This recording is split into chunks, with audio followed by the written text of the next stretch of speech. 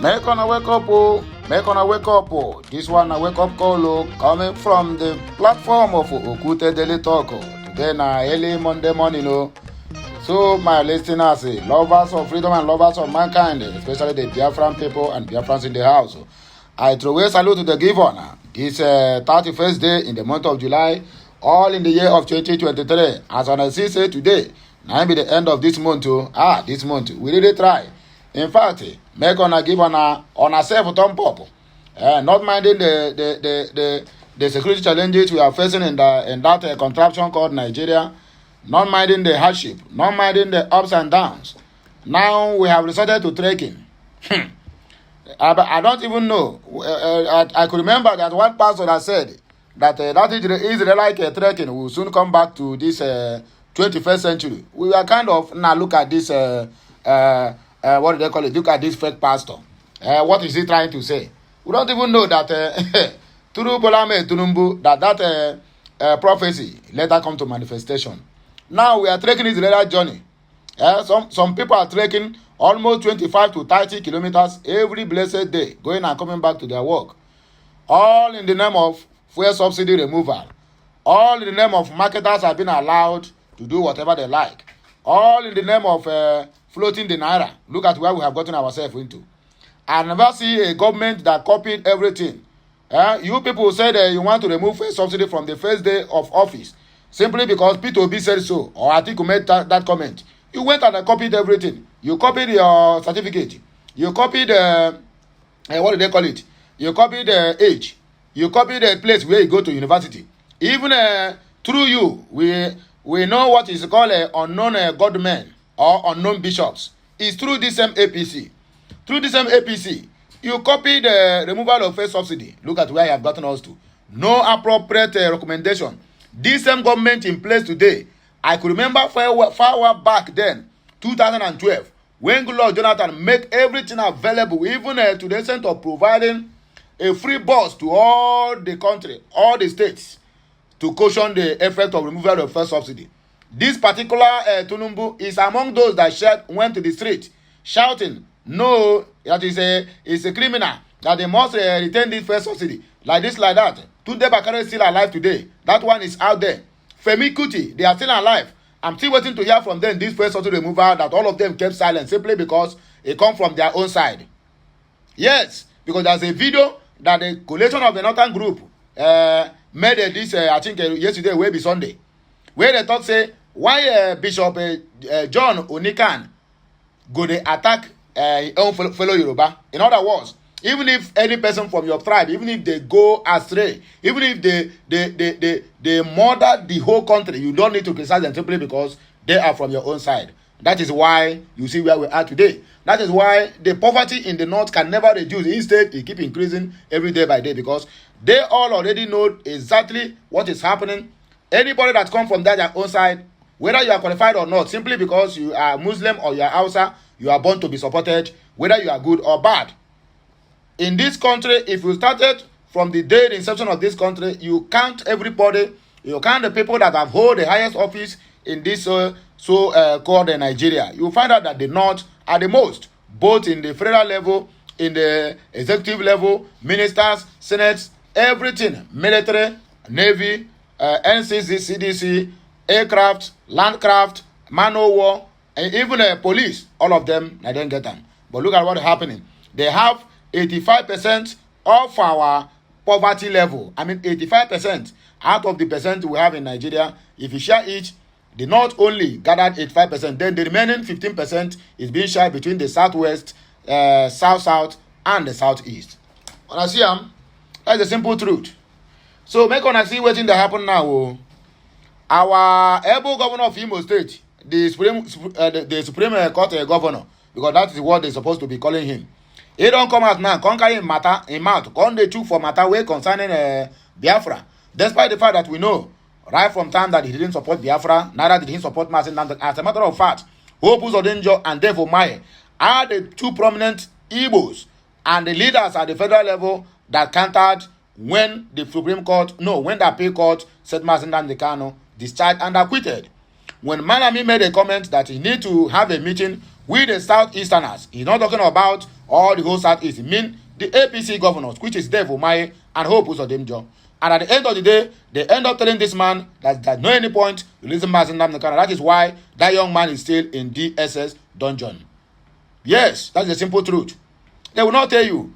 We all know what happened to Abiola, but let's not go there.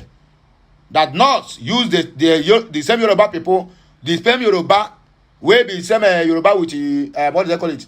Abiola, all in the name of Ghana must go and buy their own brother. Today, they are suffering it. Today, the whole Nigeria is suffering for the death of MKO Abiola. That's exactly what they are doing in the case of Mazi Nnamdi Kanu. Let me tell you people the simple truth, and let us be very, very factual about it. What do they call it? Simon Ekpa attacking the government that they must start attack all the whole governors in the Southeast, most especially past governor of Ebonyi State, Umahi, and the Hope UZODINJO, who is currently sitting at the helm of affairs in the IMO state. These two people are the most reason why Mazi Nnamdi Kanu are still not released till death. Quote me wrong at the comment section, and I will give you my empirical fact, because I like to deal with facts. So let us go there. Please do not forget to subscribe, like, share, and comment on this video. This today marks the end of anything that cause you headache, or anything that cause you a midnight cry, or anything that cause you pains. Today is the last day of the month of July, and so shall all be end in your life. If you agree with me, come at the comment section and say a mighty amen. And Chukwu Okiabia ma onye pụrụ ihe niile must surely see us through in the new month we are about to enter. Happy new month to you, all my fans and my families, and my viewers and subscribers in advance, so that when I go no say, myself, I have all of honor in mind. Do not forget to, I still keep my promise that at the end of this month, I'm going to do what? A giveaway prize for the highest commentators on my page. That one is for sure. Whether you comment good or you comment bad. But for the fact they are commenting, you must surely have my gift at the end of this year. And so shall it be. Let us go there. Sit at home. According to Hope UZODINJO, we're going to hear the headline. He said, and I quote, bring back Simon Ekpa to join us. Governor Hope UZODINJO is telling the federal government of Nigeria, or Fulani government of Nigeria, that they should repatriate Ekpa so that he can join them in doing the sit at home, all in the southeastern part of the country. So my wonderful people, my viewers and subscribers, the ones who love me and the ones who hate me, now here I don't carry come again. This one is maybe number 3, number 4, number 5 of this today's broadcast. I must tell on and say, I made it clear this early morning that today is going to be fire for fire. I'm going to cover all those days that I have not been online because of my cracked voice. So make on be ready to hear the news as it ought to be this Monday morning. Governor Hope of Imo State, Hope UZODINJO of Imo, has urged Bola Ahmed Tinubu-led federal government and security operatives to extradite Finland-based Biafran agitator Simon Ekpa to Nigeria. UZODINJO said Ekpa should be brought back to Nigeria to either join the sit-at-home he orders or be punished for his crimes. So which crime that Ekpa have committed that is more than what you have committed in Imo State? Ogu, Loma Pae, I swear to God, Hope UZODINJO, Supreme Court Governor, Ogu, now you go visit your entire family and generation. Be rest assured that it must surely happen. You that nearly wipe out the complete state simply because you want to repay your paymasters who made you a governor of Imo State, and they tell you what to do and you keep on doing it. We are waiting for your second time. He made a call while receiving the new general officer commanding a 2 division Enugu, Major General Hassan Dada, at the government house in Owerri. He retreated the need for peace in the southeast and to end insurgency in the region after everything. According to Hope UZODINJO, he said, and I quote, what is topmost in our cases is this popular sit-at-home order. There is one man called Simon Ekpa somewhere in Finland. This one is from the office of Hope UZODINJO. He said, it is our hope that the security agencies, particularly the military, working with the federal government, will be able to either bring Simon Ekpa back to Nigeria to also sit at home with us or be made to face the wrath of the law.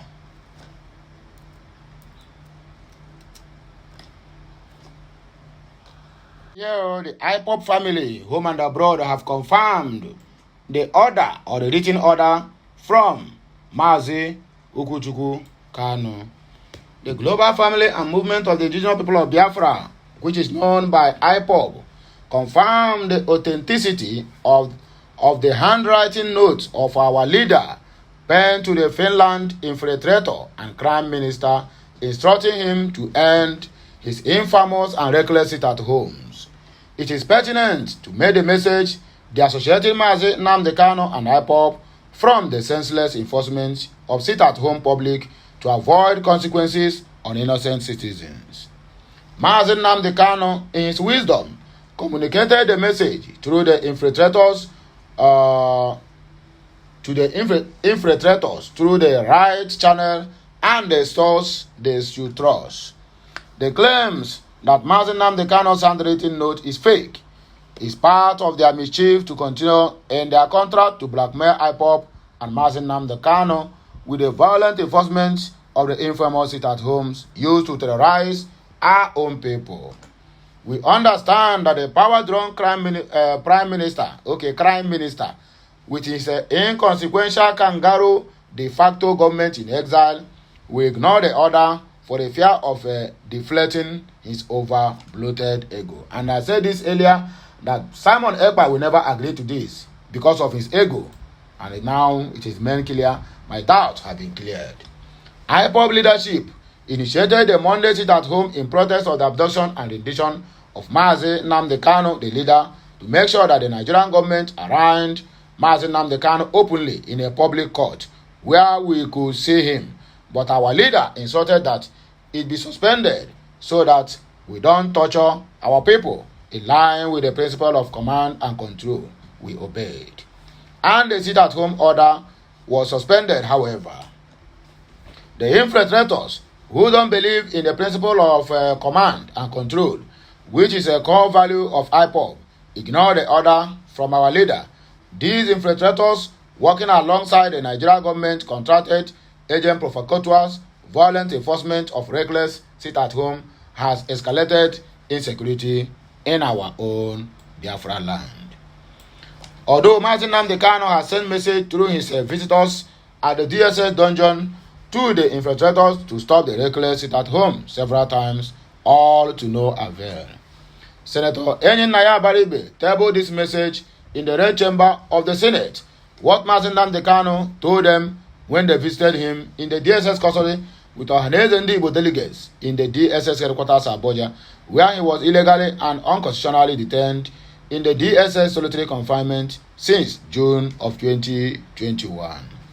When our leader called for a complete peace in Biafra land and to protect our people instead of killing them in one of his court appearances, he was referring to the infiltrators to stop their infamous enforcement of sit-at-home orders and enforcement. That call went on deaf ears. This last message in his handwriting is the last still. Every Biafran must understand the importance of this letter. If you are a lover of MAZI Nnamdi Kanu, you must listen to me or to him.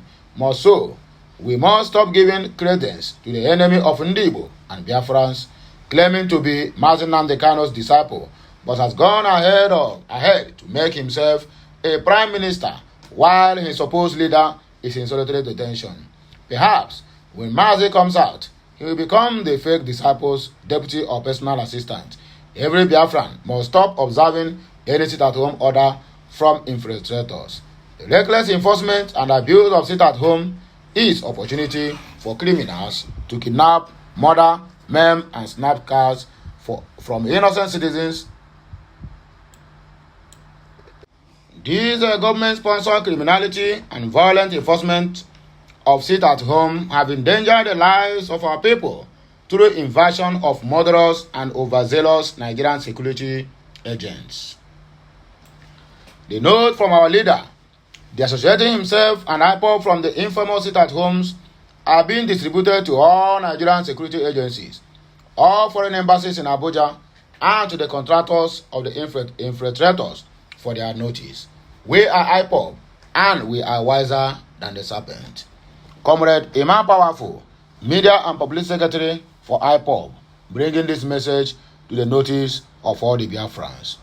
According to Sheikh Usani, list 5 factors responsible for the coups we are having in the West African stage. Let us read and see exactly what he has to say. Former Kaduna Central lawmaker Alhaji Shehu Sani has identified 5 major reasons military coups are happening in West Africa.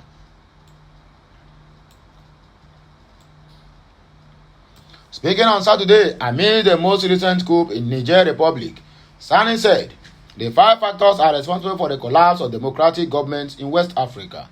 He blamed the political class, economic challenges, security challenges, expanding influence of Russia and China, as well as failure to sanction those who carry out the coups. How can you sanction people who carry out coups? Whereby the people who are being sidelined or who are being held hostage are the ones who has been the coup plotters right from time. I beg, say something more meaningful. According to the former lawmaker via his Twitter account, I think there are 5 factors that are responsible for the collapse of democratic governments in West Africa and now giving rise to military coups. Number 1 is a strangulation of democracy by the political class and shrinking civil space. Number 2, economic challenges that led to the widespread poverty and hunger. Number 3, security challenges, the spread of terror groups, and over-reliance on the military. Number 4, expanding presence of Russia and Chinese influence in the economic, security, and political sphere.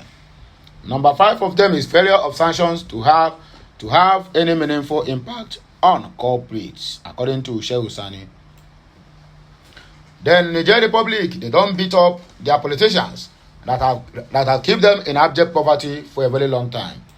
Video is showing some angry citizens of Niger Republic beating up a female politician and another male politician has surfaced on social media and have gone viral. The videos are making rounds on the internet at a time the country is going through a coup in which some members of the nation's military force decided to take over power and force the President Muhammadu Bazoum to step down from power and vacate office. As seen in a video shared by popular security analyst and counter-insurgent expert Zagazola Makama via his Twitter handle, the youths attacked a female politician and beat her up, all in the quest to let them know that they have impoverished them for a very long time. Luckily for her, however, some other youths intervened and rescued her from the mob before much harm could be done to her. Also, another unidentified male politician was similarly attacked and beaten to pulp. Very good for them. I'm not supporting coup, but let the government of the day, let them do the needful. That is my own concern.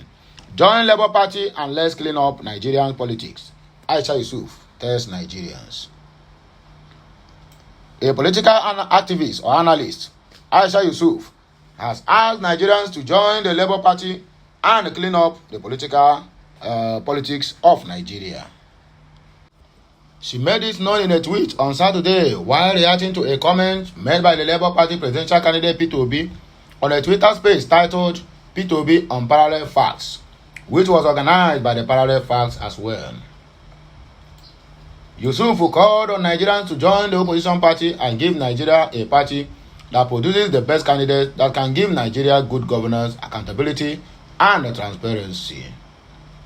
She wrote, "You heard it from the Peter Gregory Obi at P2B himself. It is time to join the Labour Party and give Nigeria a party that produces the best candidate that can give Nigeria what they want in their governance space. Let's clean up politics of Nigeria," according to Aisha Yusufu. According to Shehu Sani, he said, and I quote, "Confirming Malam Nasir El-Rufai as minister is a suicidal mission for President Tinubu," according to Kaduna. This is a former Kaduna Central lawmaker. He's somebody he knows very well, so any point he's raising concerning this Malam Nasir El-Rufai, he's sure about it.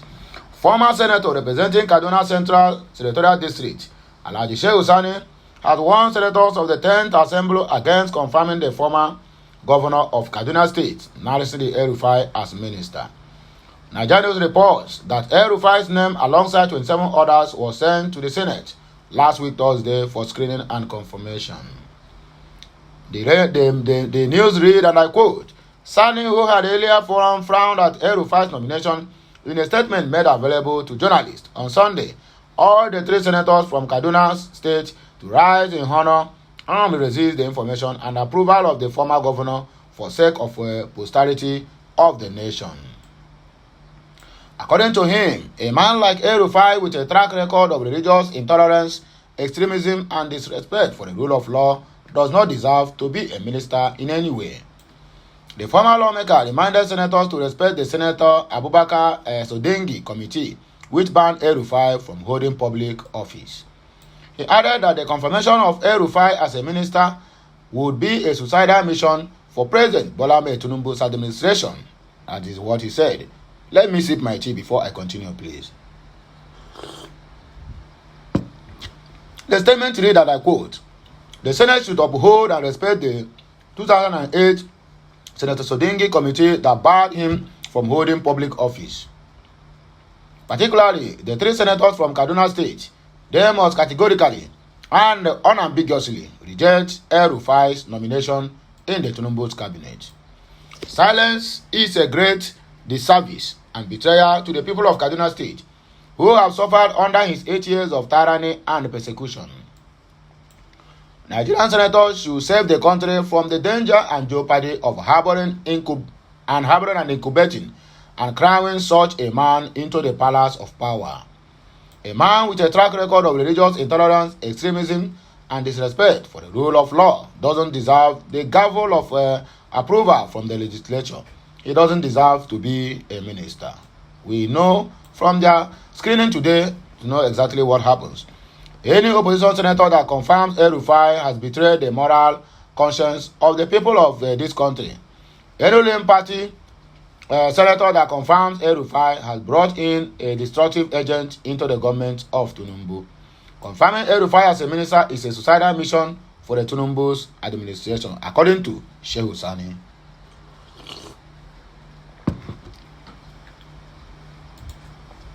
Peter Gringori have revealed those using electricity to divide Nigerians. So let us hear the names and how they are going to do that. I know Peter will not call names, but he will use indirectly to say that.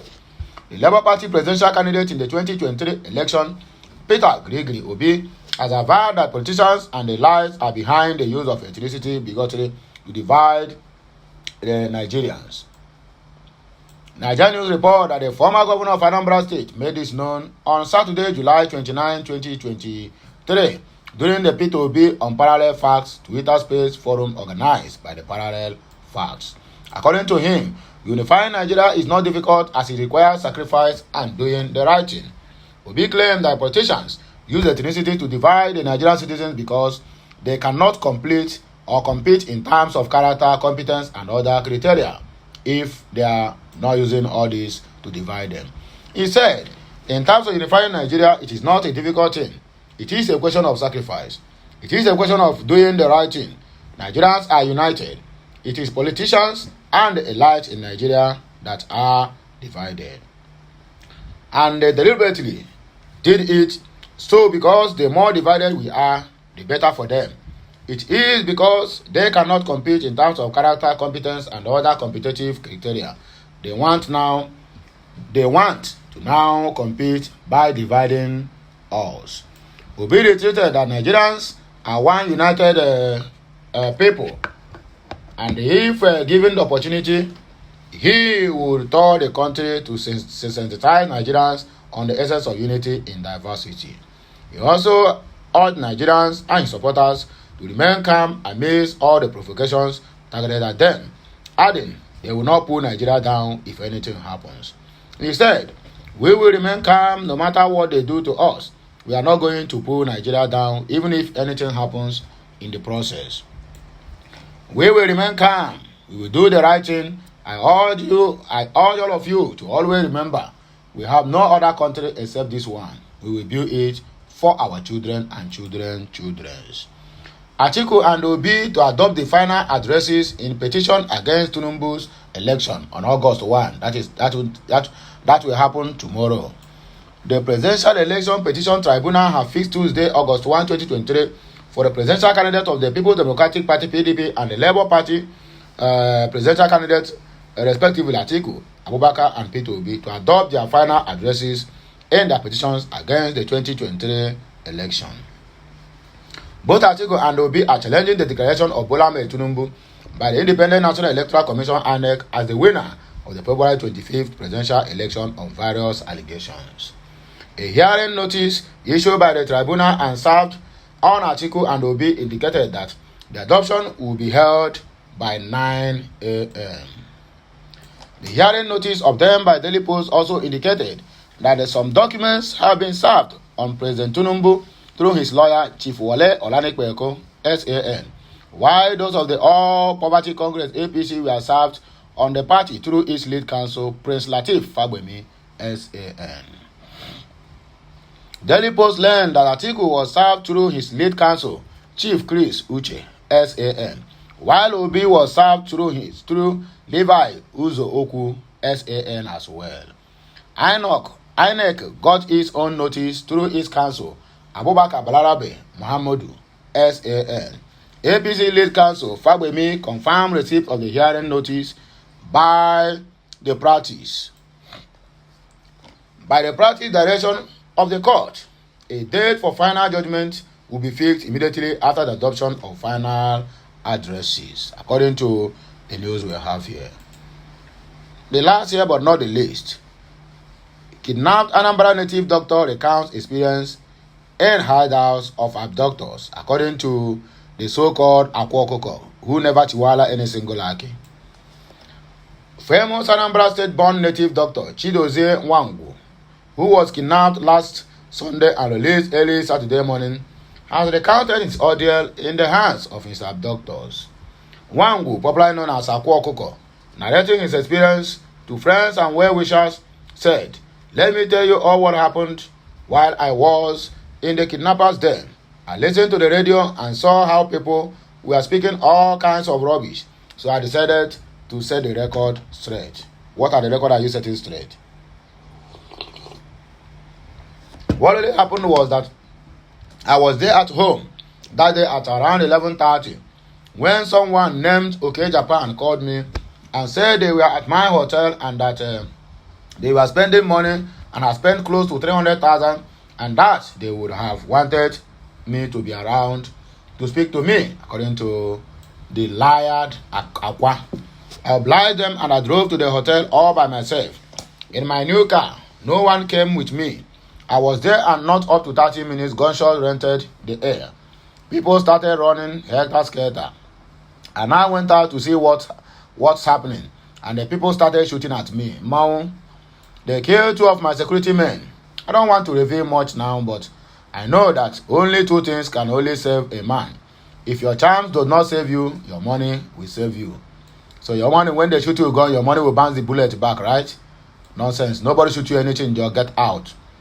They don't want to kill you. What they need is the money. They shoot you a bullet where? They killed 2 of my security men. I don't want to reveal much. According to him, anyone who has charms should have money. So the money took me into their car. If I wanted to run away, I would have run away. But I have seen those that were shot. And I said, if I leave, they will kill many people. A lot of people were lying down. And if I wanted to leave, they would have killed many. The story too would have been that the whole thing started when I came in, meaning that I was the one who brought in kidnappers. I started to follow them to show that my hands were clean. What I did was to save many souls. If you think they took me because I ate people's money, let me tell you I did not. If I eat your money, come to me, I will give you money because I have money. Your mouth is what is still killing you. People may be rejoicing that it happened to me, but let me tell you, if the death that killed the rich encounters the poor, it will crush him. Get out. They have been kidnapping people every day. Get lost. People may be rejoicing that it happened to me, according to him. This whole thing is related to these sit-at-home people. And they mention names of the more people they will take. But it is not something I can say now. They killed many in front of me. Only 2 people, not many. They killed up to 20 people before me. Here! I did not take anyone's money. They just came to kidnap, and the target is people who have money. They wanted to kidnap as many as 50 people from my hotel that day, but I rather followed them. The witch, doctor said.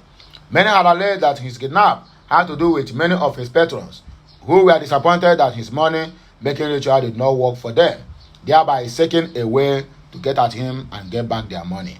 And they have already done that, and they also succeeded.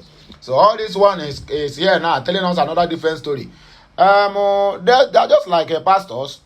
Once you call them this way, they will devise another means again to tell lies so that they will not lose their customer. That's exactly what this small boy is doing. When you talk now, they will tell you are envious of him. I am not envy, because I have nothing to do with him. We are not at the same age. We are not at the same line of business. He's into ritual while I'm into media. You get the point now? Any native doctor that will prepare charms for people and cannot prepare charms to disappear or even save his own bodyguard, then what kind of native doctor is that? Of course, what kind of native doctor is that? And you're telling me they shoot 2 bullets. There is not that thing you can reveal. Because a lot of cameras in my face. One day, I want a medicine after date. I still pity people who still throng your shrine, all in the name of looking for Oki that never work for your own bodyguard. They are being killed. You didn't equip them. You don't even fortify them. Imagine an ordinary man going to a Libya shrine to go and thief fowl, and at the end of the day succeeded. Will that man ever recognize that native doctor as a native doctor? That one na internet native doctor. All this every time on the Facebook. At the end of the day, he couldn't call and they kidnap. He couldn't even confuse them so that they will not even kill a single soul. He couldn't even confuse them so that they will not even take anybody from your distance. All you can tell us is that if we have run, they will have kill people, they will take more than 50 people and decide to follow them. Udogu, nonsense. Anyway, my wonderful people, my viewers and subscribers, now here we go take back our kaya and I go with one go. So, in case you never subscribe to my channel, endeavor to do that as soon as possible. Like, share, and comment. And enough of my content, all the very, very important and very, very necessary. Until you hear my voice again, I still remain Okute Daily Talk, bringing to you this last day of July news. Have a nice day, and may the good Lord bless you as you listen, as you watch, as you share, and as you comment. Through the Chukwuka Biama, the greater God, onye pimi yanile, na fanna na wa na mo nke nso. Amen. Bye for now, my wonderful people. Okay, Messiano.